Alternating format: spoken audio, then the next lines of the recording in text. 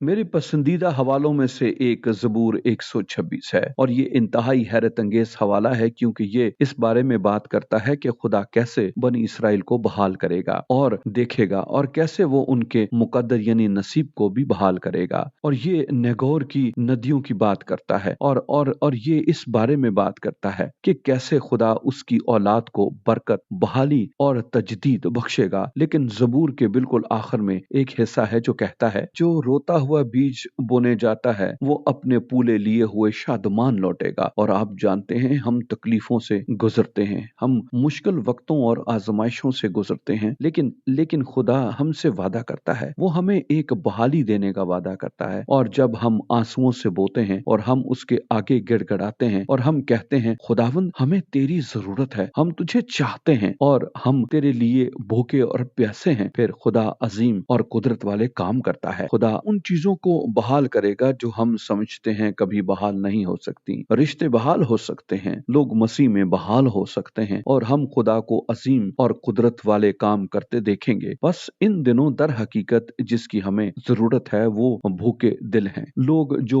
खुदा की रास्तबाजी के भूखे और प्यासे हैं। यस्सु ने ये कहा, मुबारक है वो जो रास्तबाजी के भूखे और प्यासे हैं क्योंकि वो शेर होंगे। और जब हमारे दिल उसके लिए भूखे और प्यासे हैं वो हमें शेर कर देगा। बस खुदा के लिए भूखे और प्यासे होने से क्या मुराद है? यीशु ने कहा, जब तुम भूखे और प्यासे होगे तुम शेर किए जाओगे। तो इसका क्या मतलब है? अच्छा, सबसे पहले एक भूख, एक प्यास नस्ल इंसानी की जिंदगी गहरी तारीकी का हिस्सा है और आप खाने के बगैर जिंदा नहीं रह सकते, आप पानी के बगैर जिंदा नहीं रह सकते, आपको इन चीजों की बहुत जरूरत है। और बस जब आप भूखे हैं, जब आप प्यासे हैं और आपको जिंदगी की जरूरत है, आप कह रहे हैं मुझे वो चाहिए जो मुझे जिंदगी देता है। और बस हमारी भूख, हमारी प्यास खुदा के लिए होनी चाहिए।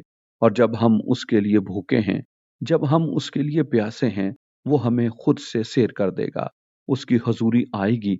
ये उन चीजों में से एक है जो मैं समंदर पार देख चुका हूँ, बैरूने मुल्क।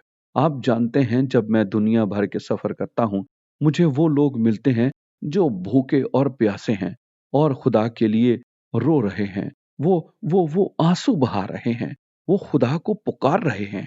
लेकिन ओह, मैं कई बार मगरबी दुनिया में जा चुका हूँ, मगरबी मसीहों में हम पुरसुकून हैं, हम बिल्कुल उस तरह प्यासे नहीं हैं, हम बिल्कुल उस तरह भूखे नहीं हैं। और इसलिए खुदा को हमारी जिंदगियों में ऐसी चीजों को इजाजत देनी है जो हमें उसके लिए भूखा और प्यासा बना दें। सिर्फ इस बात का इदराक करने की जरूरत है कि खुदा ये चीजें आपकी जिंदगी में इसलिए लाता है ताकि आपको अपने लिए भूखा बनाए, प्यासा बनाए और आप उसके लिए रोएं और खुदा बड़े और कुदरत वाले काम करे। कि हो सकता है कि आप आंसुओं से बोएं लेकिन आप फिर भी खुशी करते हैं और पूले अपने साथ लिए हुए आएंगे। लिहाजा आप आज उसके लिए भूखे और प्यासे हों, उसको पुकारें और देखें वो क्या करता है।